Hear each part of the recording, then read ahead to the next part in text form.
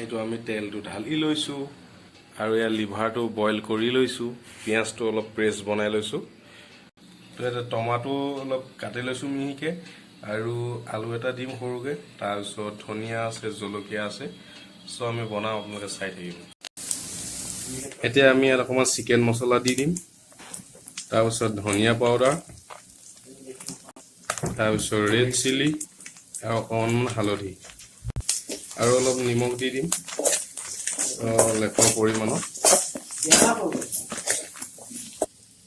আৰু আমি অলপ বিলাহী দি দিছোঁ। বিলাহীটো এনেকৈ অলপ দি দিছোঁ। সেইটো আমি এতিয়া সিজাই ল'ম।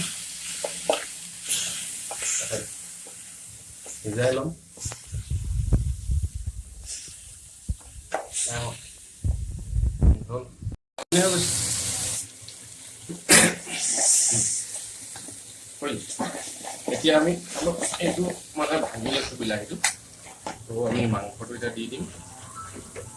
মাংসটো এতিয়া আমি দি দিম মানে লিভাৰটো দি দিম। তো অলপ খুচৰি পেলাই এনেকৈ এটা ঢাকি পেলাই ৰাখি দিম। এতিয়া আমি ধনিয়া পাতাটো দি লৈছোঁ। ধনিয়া পাতা অলপ দি লৈছোঁ। ধনিয়া পাতা দি পেলাই অলপ খুচৰি দিম। এতিয়া আমি অলপ নেমু চেপি দিম। ইয়াত আমি অলপ নেমু চেপি দিম। তাৰপাছত অকণমান খুচৰি দিম। নেমুটো চেপি লৈছোঁ। তাৰপিছত আমি খুচৰি দিছোঁ।